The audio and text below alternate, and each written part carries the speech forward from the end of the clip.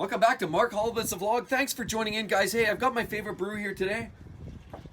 Now, we're going to go for a little bit of a drive, and I want to talk today really about the older supercars and older sports cars and older cars in general versus some of the new ones. Now, some people would almost call me a boomer. I'm a little bit older, and it's funny because you might kids call me boomer sometimes, and I find that kind of hilarious. But the reality is, a lot of times there's reasons why we have the certain opinions that we do. I love some of the older cars. Now, we'll talk about that. That's going to be a conversation. We're going to go for a drive in the Jag. But before we do that, I'm also heading down to a local post office because I'm going to ship off what I basically have. Here, let me show you. Follow me. I basically sell wrenches. So, of course, you know I have the Lamborghini Gallardo. I've since then invented a great tool that helps doing oil services because I've realized changing the oil in a Gallardo is a little bit challenging. If you own a pre-LP car like I do, then you'll notice that it's very difficult to get the oil filter housing off. I sell these on eBay, and actually they've been very, very popular. A lot of people have been buying them. Even my own mechanic uses it, and I use it myself. So it's a great tool. So as you can see, basically, here's the wrench I sell. Pretty cheap. It's overall relatively affordable, and it saves you hours of your time when you're doing an oil change. And this is essentially what we're selling online. Here's a filter housing, of course, and then this basically just fits on like this. And it's a thing of beauty. It makes life so much easier because it's very tight getting this off. So I'm going to take this down. We're going to ship this off today and send it to another happy customer down east in Ontario, actually, in this case. So let's talk about the comment first before we go for a drive. Today's comment is by TRLZ, who basically asked the question, and he says, many Jags have the same problem. He's talking about tire wear. Basically, with excessive tire wear, is it only an alignment issue or is it just the way that they are made? Well, in short, there's a lot of reasons why you get tire wear. I mean, we've got the Lamborghini, we've got the Jag, and they're both on Pirelli P0s. Pirelli P0s are great tires. They're very sticky. Although there's racier tires, they're high performance. They grip like there's nobody's business. So they do wear a lot faster because the compound is soft. So if you're running cars that have that type of performance compound, you're going to have accelerated wear. Not to mention, if you look here, follow me. Let's take a look. With the Jag, for example, and the Lamborghinis very much, what you'll notice is you circle around and we look under the bottom of the car, you'll notice there's a camber, and camber is the amount of degrees that the wheel is set out. So the more camber you have, the better grip usually you have in the corners. And this car has a fair amount of camber to it. So does the Lamborghini. Lamborghini has a little bit of camber there, you'll notice as well. So it's harder to see with the wider tire, but most of these cars, even the M5, has a certain amount of camber associated with that. So the reason for that is it's all about geometry. As the car turns the corners, it's meant to basically continue that maximum contact grip on the surface of the road to give you the handling. Now, European cars are notorious for that, so a lot of it is by design. And so it's not a shocker. BMWs are notorious for great handling. Another car that is really bad for eating tires are Porsche 911. A lot of it is because the extra weight over the wheels. A lot of it is because the aggressive camber and the geometry of the suspension, and of course the performance tires that they use. As well, all of these tires are typically running on staggered setup. In other words, you might have, say, a 295 in the back of the car, and you might have, say, a 255 on the front. So you can't rotate tires. So you're not getting, front of the car typically sits like this and the back sits like this, negative camber. So you can't rotate them. You can't cross them over like on a standard or everyday vehicle. So you're only going to be able to use that tire once. A lot of them even have a very specific rolling rotation. So really you can't do any kind of rotation. You can't swap them corners. So you're only going to get the wear out of one set of rotations. And of course the tires won't last very long. That just goes without saying. So that's pretty typical. Since you're asking the question, I would expect that you're going to see reduced tire wear available on any of these cars. Specifically staggered setups, soft compounds, Pirelli P0s, even more aggressive race compounds would be even worse. So yeah, in short, I hope that answers your question. All right, so here we go. We're gonna open the car. Let's go for a rip. All right, here we go.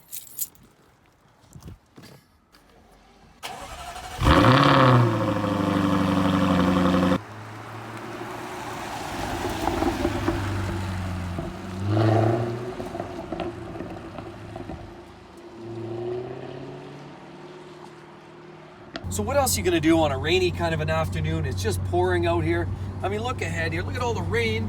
You might as well take the Jag out. I mean, these cars are born essentially in Britain, which it rains a lot in the UK. So it seems very fitting to take the Jag out today. The Lamborghini, probably not the best car to drive on a day like this. People used to make a joke and say some of the Italian cars wouldn't even start when it's below plus 22 degrees Celsius. I think that's a little bit of a joke. But anyway, it's funny to joke about. Either way, you know, I try to stay out of the rain with the Lambo, although, you know, I'm not ultra paranoid. I mean, at the end of the day, you drive these cars to enjoy them.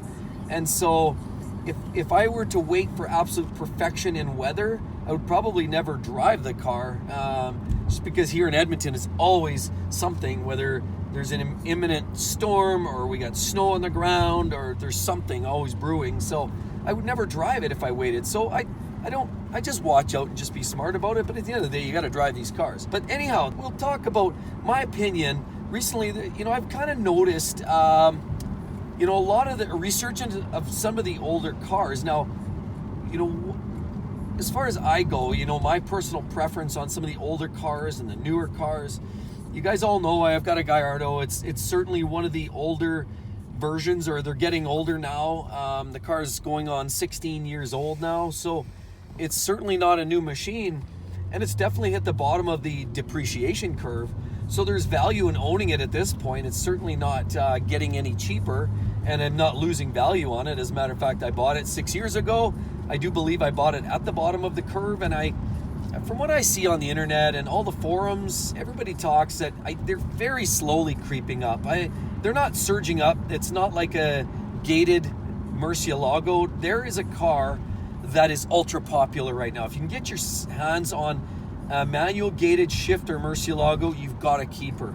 Now, I've also looked for one of those because it does bring the essence of kind of vintage Lamborghini with the imperfect fit and finish, but it has all the character of the V12 Lamborghini, and it's got the big scissor doors. It truly is the creme de la creme of Lamborghini. Now, there's no doubt about it, the Aventador is probably better in virtually every way. But a friend of mine, he's basically got an Aventador and he's got a gated manual, essentially gated manual Murcielago, and I think it's a 640 LP. Anyhow, I've asked him the question, like, hypothetically, if his wife said, here, let me open this up. If his wife said, hey, you have to make one of your cars disappear, or you got to sell one because, you know what, we need the money or whatever, which car would you hold on to? Would it be the older Murcielago with the stick, or would it be the Aventador? And I was actually a little bit surprised by his answer, and he basically said he would keep the Murcielago. And the primary reason is because it's a very analog driving experience. It's old school, a little bit lower cost for operation maintenance, less finicky if you can believe it.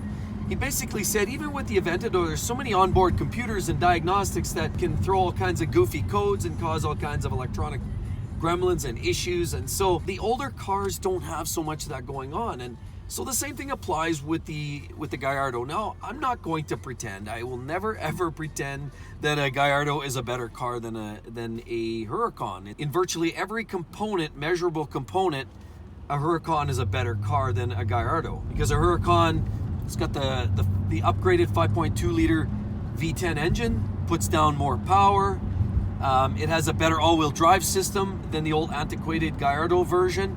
It has the double clutch transmission, which is far more reliable and far less hands-on than what you have in the Gallardo with a single automated manual, which essentially is maintenance intensive. As you guys all know, I just did a clutch in the Gallardo. You don't need to do that in a Huracan. It's faster.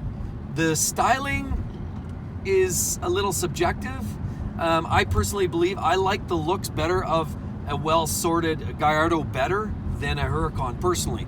If you were to get, say, a late model Superleggera 570-4 Gallardo, I like the looks of that better than pretty much any Huracan. So it kind of depends which model. But generally speaking, I think the Gallardo is an amazing car, and because it's simplicity, it's an easier car to own for the long term. At the end of the day, other cars that show that the older cars might be better value.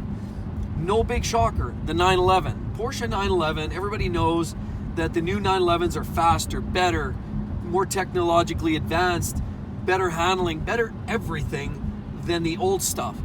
So then why is it a 1969 Porsche 911S you can find for $150,000 US? Or why is it now a Porsche 930 1979 edition with low Ks or low miles can be had for $125,000? Those prices are out of the charts. Why?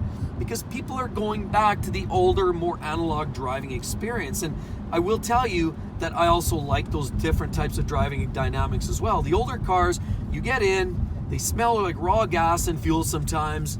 They're a little bit menacing. They're a little bit ornery. Maybe they don't handle as well. They don't brake quite as well as the new cars. They certainly don't accelerate as good as the new cars. But they do feel like an old pair of runners that just feel right when you step behind the wheel. They're perfect. And that's why they're coming back. And that's why I love those older cars too. The old 911s, 79 911 SC, maybe not as much an SC, I had one. But you know, they're slightly less high strung. But all of those older air-cooled 911s are coming back. And people are buying them and paying a lot of money for them.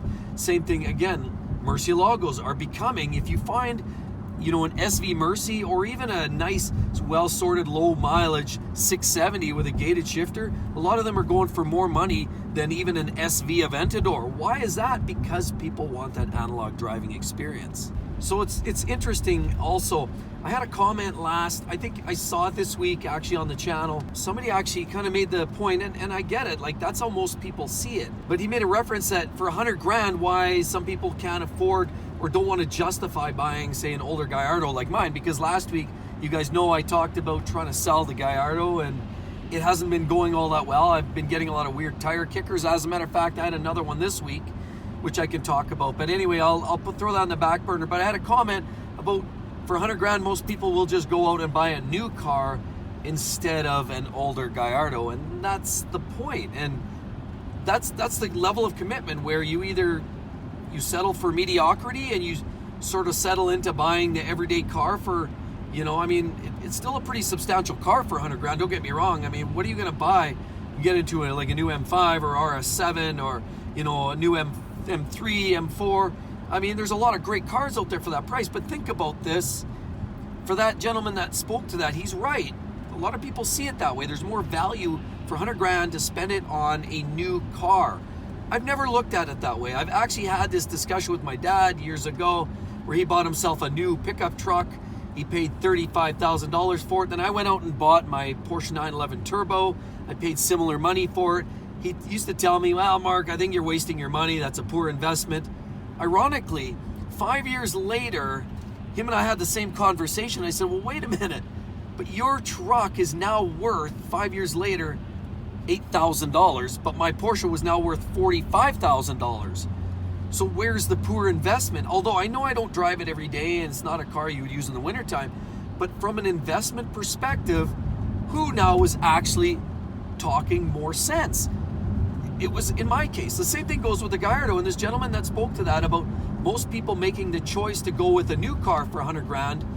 But you know, you go buy a new M5 and in 5 years that car's worth, you know, $45,000, $50,000, $55,000. You've lost half of your money in 5 years. The Gallardo, I haven't lost anything other than maintenance costs. Now again, it's not for everyone. If you're not a wrench do-it-yourselfer, or if it intimidates you, or if you've made a bad choice, you can end up wearing that pretty substantially.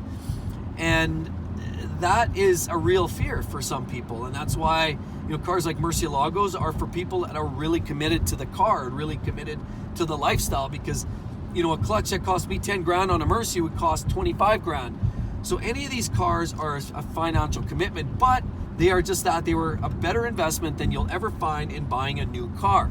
What's warranty anyway? And the same theme goes with this Toyota Supra. Obviously, the old outgoing 2JZ Mark IV Supra is worth way more now. If you can find a decent left-hand drive car, it's worth way more than the current updated BMW-based Supra. Same thing, RX-7 twin turbo. I used to love those cars. They were absolutely amazing. The twin turbo, I had an older base model GX way back in the day, 1988. Those aren't worth a ton now, but the twin turbo, the last generation, those are worth a fortune, a small fortune too. And not that there's a current generation RX-7, but it's odd how those are worth a lot more than the RX-8, which now is a kind of a hunk of junk for the most part. They don't hold up very well. The engines don't last. They're not particularly fast. And so I think that's where Mazda sort of let that whole concept die with the Wankel engine. But anyway, the point of the matter is there are some real winners of the older cars, and there's some losers. You know, the more I think about it, I asked you guys, should I keep the Gallardo or should I sell it? And I'm still trying to list it, you know, because it gives me options. But the more I think about it, the more we've all talked about it, and I've heard some of your guys' comments about it, the more it kind of maybe makes me think maybe I should just hold on to it, because it really is a gem. It's a great car. It's got decent miles on it. It's a beauty for sure. And they're not getting any cheaper. Think about the Gallardos now. There was 14,000 made through the 10-year run.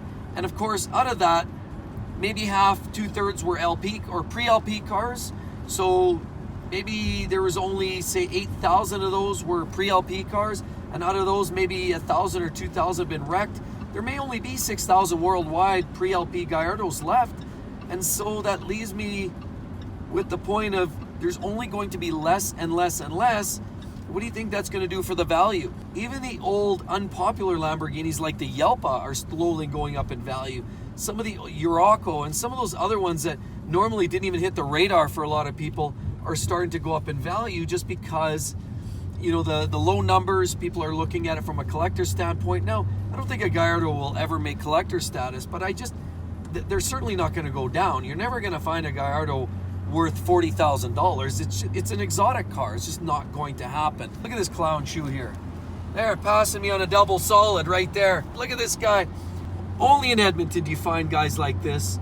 Well, I'm sure you find people like that everywhere, but this clown's passed me on a double solid, speeding quite evidently because I'm doing right on the pin for the speed limit, and that guy blew the doors off me there. But anyway, I digress. The point of the matter is old cars are great. Muscle cars, exotics, they do have a certain flavor. Now, you know, with the advent of what's going on with the electric cars, I think it's going to either absolutely make the whole classic car world explode and blossom even further, or it's going to absolutely obliterate it because there will be no more fossil fuels to support it. Now, I know that somebody asked me that question there a few weeks ago, and I do believe by the time fossil fuels are gone and it has that sort of an impact on classic cars, I think I'll probably be dead and gone probably 100 years down the road, so I don't even think it'll matter at that point. But the point of the matter is some of these older great cars are supremely exciting to own for their analog driving experience. Sure, they're a little crude, sure, they're a little rough, but they're a lot of fun to drive. And maybe we'll just see what happens with the Gallardo yet. If it doesn't sell here in short order, I definitely plan to commit for a full project. Now, enough about that. Next week is going to be an exciting one because I've actually been invited to an unveiling of a new special edition Lamborghini. You guys are going to love seeing that. You definitely want to come back, visit the channel, and don't forget to subscribe because I will share that experience with you guys from beginning to the end. So hope to see you guys real soon, and we'll catch you on the flip side. Catch you then. Bye-bye.